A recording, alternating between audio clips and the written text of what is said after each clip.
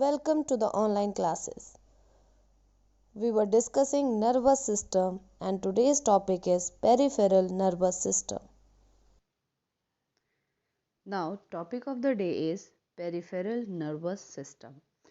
Peripheral जो word है इसका मतलब क्या होता है? पेरीफेरी की जब भी हम बात करते हैं तो हम किनारे की बात करते हैं। जैसे हम मैथ्स में पढ़ते हैं पेरीमीटर। तो पेरीमीटर में क्या होता है? कोई एक कर्व सरफेस है, क्लोज्ड सरफेस है जिसके किनारे की बात की जाती है।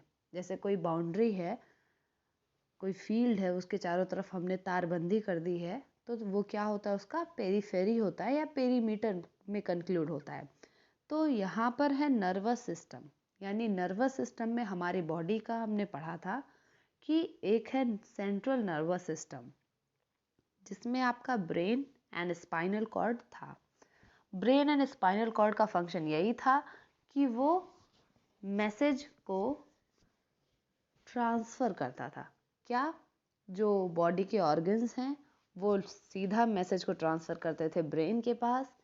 ब्रेन से वापस रिएक्शन जो होता था वो उसका मैसेज वापस दैट पर्टिकुलर ऑर्गन के पास जाता था। मतलब ओवरऑल जो कंट्रोल करने का पावर है वो हमारे ब्रेन एंड स्पाइनल कॉर्ड के पास है। नाउ पेरिफेरल नर्वस सिस्टम में वो सभी नर्व्स इंक्लूड होती हैं except central nervous system. Central nervous system यानी कि ब्रेन और स्पाइनल कॉर्ड को छोड़ के उसके अलावा जितनी भी नर्व्स हैं वो हमारी पेरिफेरल नर्वस सिस्टम में इंक्लूड होती हैं। Based on the place from where the nerve emerges, there are two types of nerve.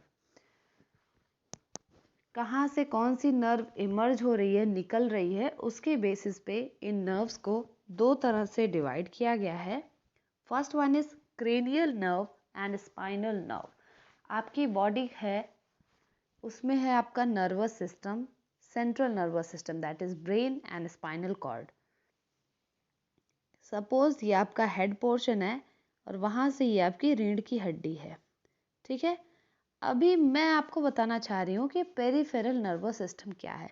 आपका ब्रेन अगर ये है, इस ब्रेन से निकलने वाली जितनी भी नर्व्स हैं उसको बोला जाता है cranial nerves. Cranial nerves emerge from the brain and reaches the part on the head region. There are 12 pair of cranial nerves in human. जो ये ब्रेन है, ब्रेन से निकलने वाली सभी नर्व्स जो हैं इनको बोला जाता है क्रेनियल नर्व्स। वहीं पर स्पाइनल नर्व क्या होती है? ये है आपका स्पाइनल कॉर्ड, है ना? ये है आपका spinal cord.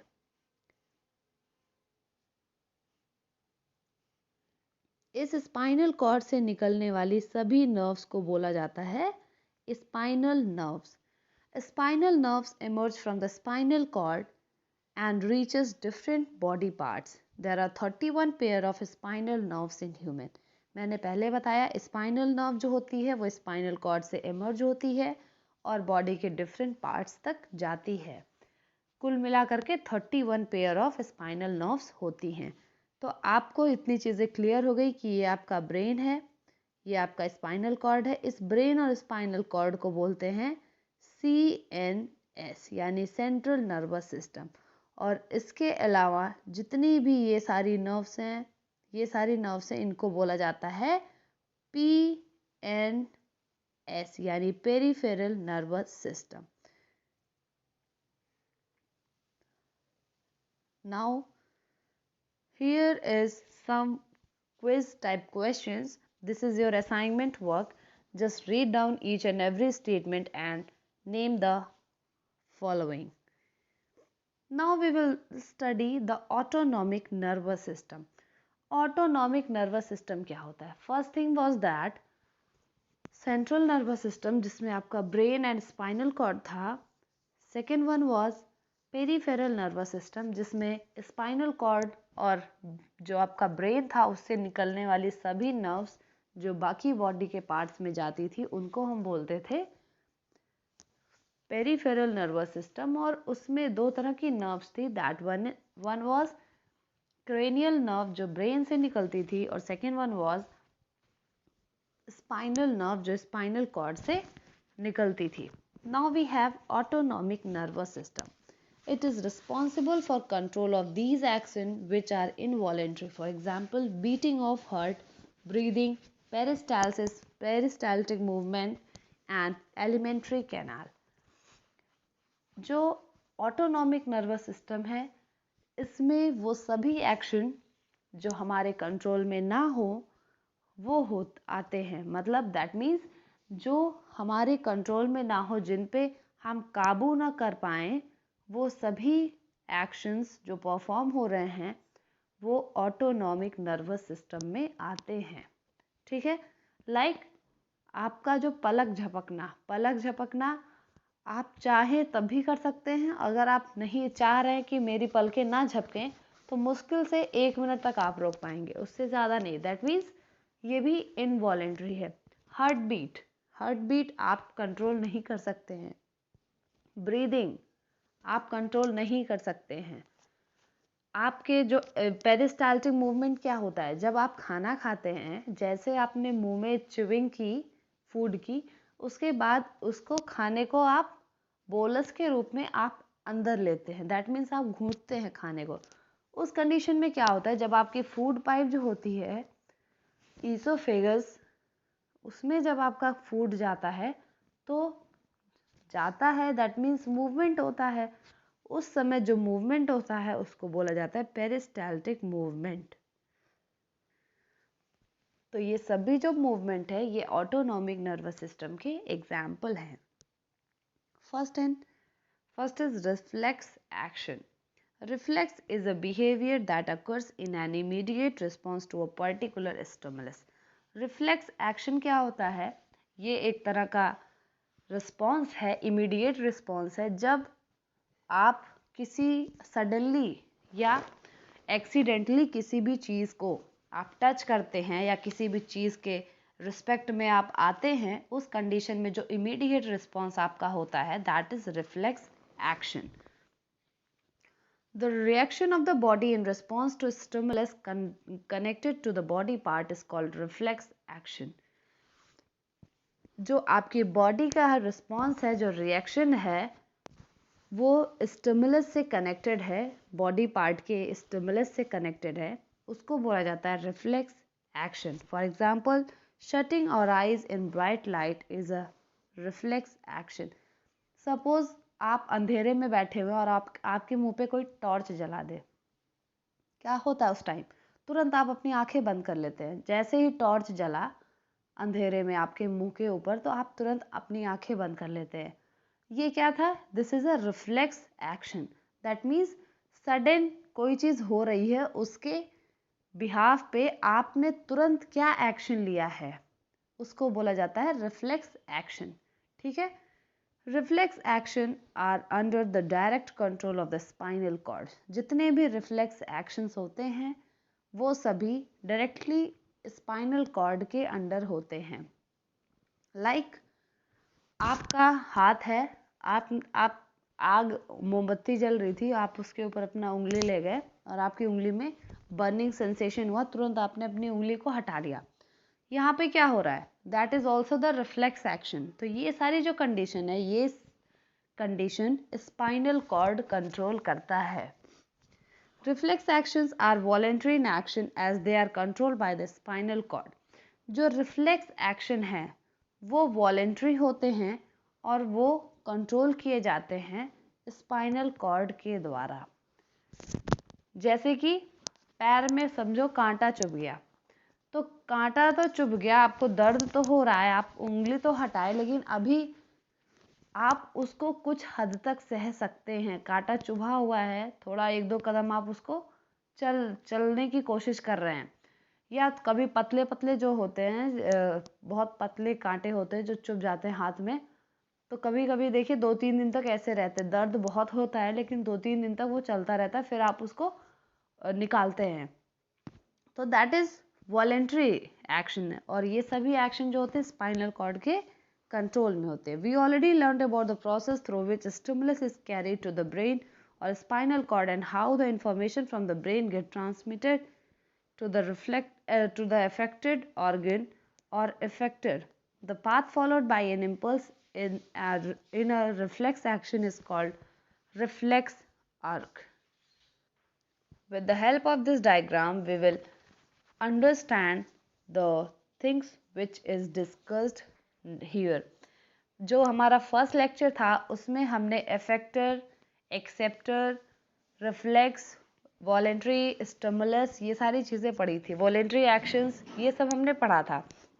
But here is the diagram, we are going to see that. यहाँ पे आप देख रहे हैं कि एक बर्निंग कैंडल है, ठीक है, यानी कि बर्निंग कैंडल है और यहाँ पे उसका फ्लेम है. ये इंसान जो था इसने क्या किया, अपना हाथ इस बर्निंग कैंडल के ऊपर अपना हाथ ले गया. ठीक है, होता क्या है, यहाँ से मैसेज सीधा ट्रांसफर हो रहा है, आगे जा रहा है. ये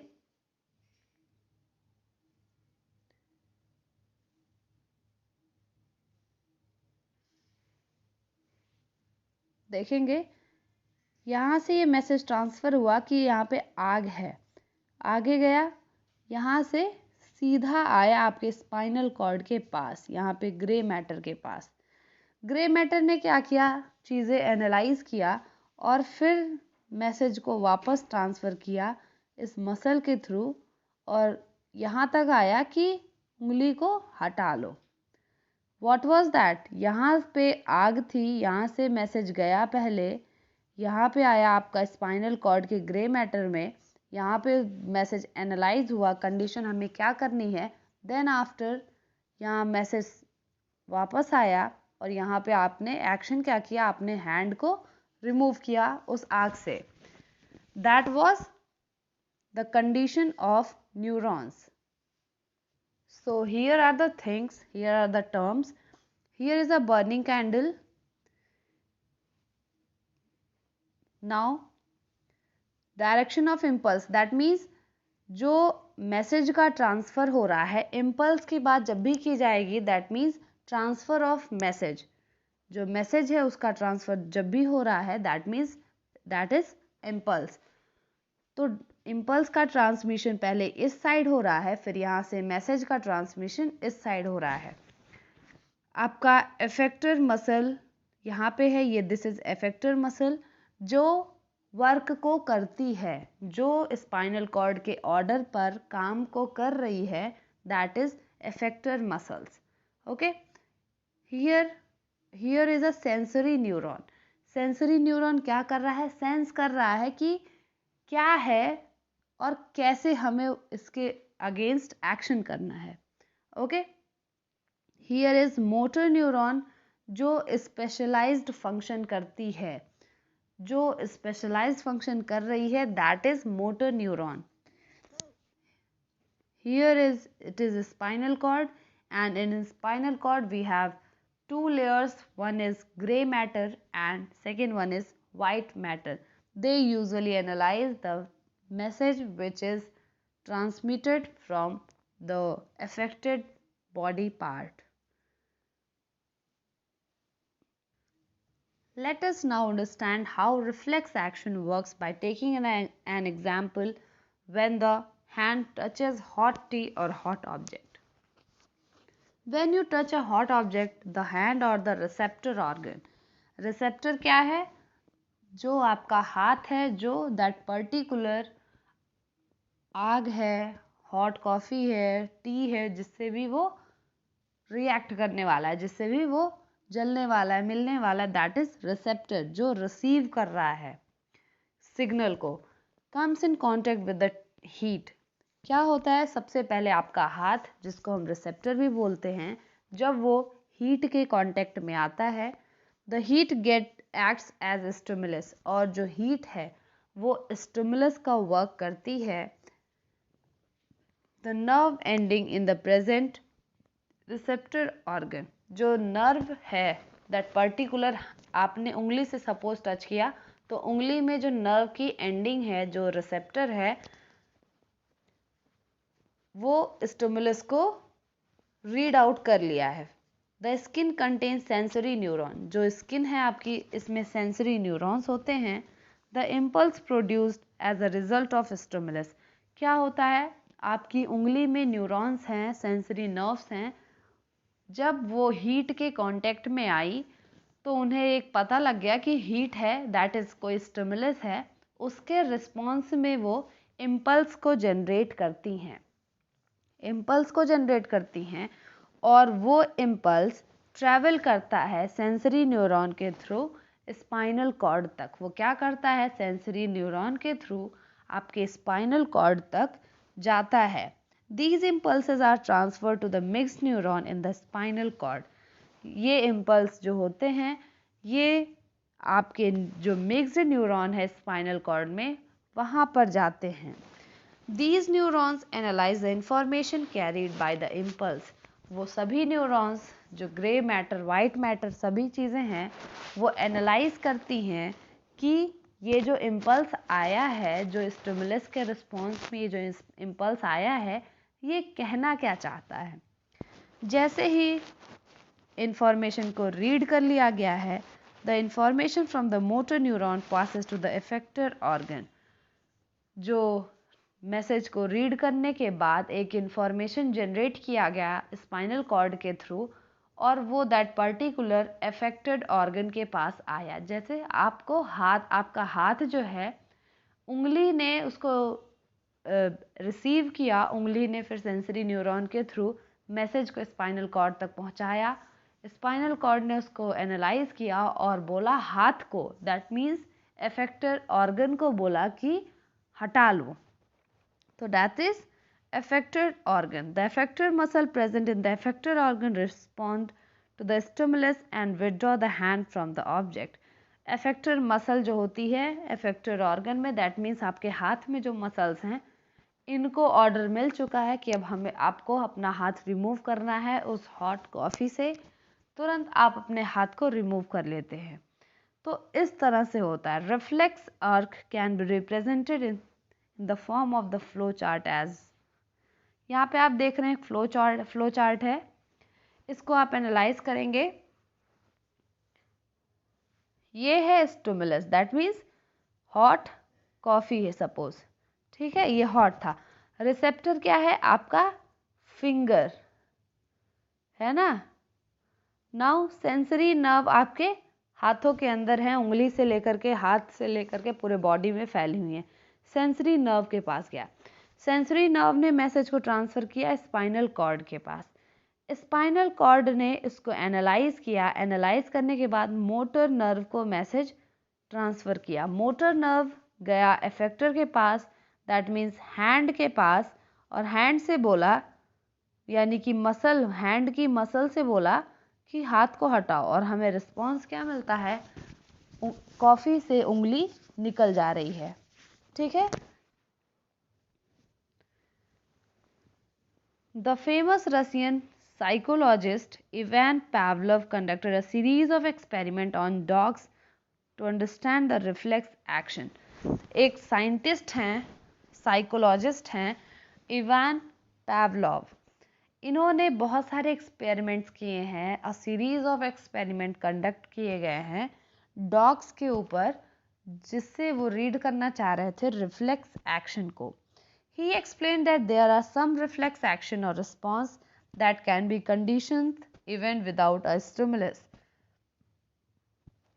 उन्होंने एक्सप्लेन किया कि कुछ रिस्पॉन्सेज हैं, रिफ्लेक्स एक्शन है जो कि विदाउट स्टिमुलस, स्टिमुलस के बिना, यानी कि जैसे हॉट कॉफ़ी थी, हॉट टी थी, उसके बिना भी कुछ कंडीशंस फॉलो हो सकते हैं, कुछ रिफ्लेक्स एक्शंस फॉलो किए जा सकते हैं। This is called classical conditioning and Pavlovian conditioning. ऐसी जो कंडीशन होती है उसको क्लासिकल कंडीशनिंग या पैवलोवियन कंडीशनिंग कहा जाता है। पैवलोव ने बेसिकली किया क्या था, ध्यान देंगे। सपोज आपके पिताजी को, आप हैं, आपके फादर को पहले पानी से बहुत डर लगता था, ठीक है, फिर या आपके बाबा को पानी से बहुत डर लगता था, फिर क्या हुआ, आपके पापा भी उनको देख देख के उनके अंदर भी ये हो गया कि यार पानी खतरनाक चीज़ है, तो उनके अंदर भी कहीं ना कहीं थोड़ा बहुत डर था पानी से। आपके अंदर भी ये चीज़ है। तो यहाँ पे क्या हो रहा है, यहाँ पर भी डर बना हुआ है दैट पर्टिकुलर थिंग से। जैसे बिजली से हमको आपको हर किसी को डर होता, कोई भी बिजली को ऐसे नहीं छूना चाहता, खुले हुए तार को कोई नहीं टच करता। तो ये क्या है, हमारा यहाँ भी एक्शन है, रिफ्लेक्स एक्शन यहाँ भी है हमारा, लेकिन हम विदाउट एनी स्टिमुलस हम उस पर रिस्पॉन्ड कर रहे हैं। आप पानी से डर लग रहा है, पानी में कभी डूबे नहीं हैं ना, पानी में कुछ हुआ है, लेकिन डर लग रहा है। तो ऐसी जो कंडीशन होती है दैट इज क्लासिकल कंडीशनिंग, मतलब ये कभी कभी जेनेटिक भी होती है। तो इस तरह की चीज़ों को पावलोव ने एक्सप्लेन किया था। Okay, Pavlov placed a dog in an isolated environment with restrained harness. उन्होंने क्या किया, जो साइंटिस्ट थे पावलोव ने, एक एक्सपेरिमेंट उनका ये भी था, उन्होंने एक कुत्ते को, डॉग को आइसोलेट कर दिया। आइसोलेट मतलब होता है सबसे भीड़ से अलग कर देना। जैसे आप अपने घर में हैं, आइसोलेट कर दिया जाए, क्वारंटाइन आजकल जो चल रहा है ना, क्वारंटाइन करना, तो क्वारंटाइन कर दिया गया उस डॉग को। उसके बाद क्या किया, he found that dog used to salivate to any object or event that is thought was associated with food. उन्होंने ये ऑब्जर्व किया कि जो डॉग है वो किसी भी ऑब्जेक्ट को देख करके सलाइवेट हो रहा है, मतलब उसकी सलाइवा उसको प्रोड्यूस हो रहा है। वो जो डॉग है वो आइसोलेटेड या क्वारंटाइन किया गया है विथ हार्नेस, मतलब उसको प्रॉपर फूड नहीं दिया जा रहा है।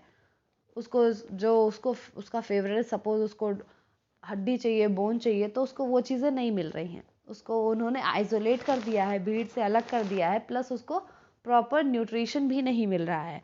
तो उन्होंने ये ऑब्जर्व किया कि जो डॉग था वो किसी भी चीज़ को देख करके उसके अंदर स्लाइवा हो रहा है। For example, Pavlov used to ring a bell before giving food to the dog. Pavlov क्या करते थे, कुत्ते को खाना देने के पहले घंटी बजा देते थे। ऐसे ही वो डेली क्या करते थे, कुत्ते को खाना देने के 10 मिनट पहले घंटी बजा देते थे। एक दिन क्या हुआ, उन्होंने घंटी तो बजाया लेकिन उसको खाना नहीं दिया, और वो डॉग जो था उसके मुंह से, जो उसका मतलब उसका मुंह खुला हुआ है, तो उसके मुंह से सलाइवा निकल रहा है। तो ये क्या कंडीशन है, डेली डेली उसका जो माइंड सेट था डॉग का, वो कुछ ऐसा हो गया था ना कि मुझे घंटी बजेगा यानी कि मुझे खाना मिलेगा, बेल बजेगी तो यानी कि उसको खाना मिलेगा। लेकिन एक दिन क्या कर रहे हैं वो, कि उन्होंने खाना नहीं दिया और घंटी भी बजा दी। तो ये जो कंडीशन है that is classical conditioning. Pavlov used to ring the bell before giving the food to the dog. Soon the dog started to associate ringing the bell with the food. Dog ने क्या किया, घंटी बजने को खाने से relate कर लिया कि घंटी बजेगी मतलब खाना मिलेगा। अब वो उसी के कंडीशन को फॉलो करने लगा और वो डेली बेसिस पे उसी से अटैच हो गया। The dog used to salivate as soon as he would hear the bell. Dog जो रहता है उसमें उसके मुंह से सलाइवा प्रोड्यूस होना शुरू हो जाता है जैसे ही घंटी बजती है। Slowly the dog was found salivate merely on hearing the bell. फिर क्या होता है, धीरे धीरे ऐसा होता है कि जैसे ही घंटी बजती है तुरंत ही डॉग सलाइवेट यानी कि सलाइवा प्रोडक्शन शुरू हो जाता है उसके मुंह से। इवन तब भी, जब भी उसको खाना नहीं मिलता लेकिन घंटी बज जाती है, उस कंडीशन में भी उसके मुंह से सलाइवा प्रोड्यूस होता ही रहता है। In this case food was unconditional stimulus. इस केस में फूड जो है वो स्टिमुलस नहीं है, बल्कि जो कंडीशन है दैट मीन्स घंटी का बजना जो है वो स्टिमुलस का काम कर रहा है। कुत्ता क्या था, अपने आप को उस घंटी के बजने से रिलेट कर लेता है कि इस घंटी का बजना मतलब मुझे खाना मिलना। तो खाना स्टिमुलस यहाँ नहीं बन रहा है, यहाँ पे स्टिमुलस क्या बन रहा है, घंटी। घंटी सुनते ही उसके मुंह से सलाइवा, उसके मुंह में सलाइवा आना शुरू हो जाता है। तो that is the condition with unconditioned stimulus. ये ऐसी कंडीशन है जिसमें स्टिमुलस कुछ है और रिस्पॉन्स कुछ हो रहा है। ठीक है, ये एक्सपेरिमेंट है इवान पावलोव का, जो कि एक साइकोलॉजिस्ट थे। Here is the glossary and the exercises. Now we have completed our chapter. Be ready with the exercises. We will discuss all the exercises in the next lecture. That's all for today, students. Thank you.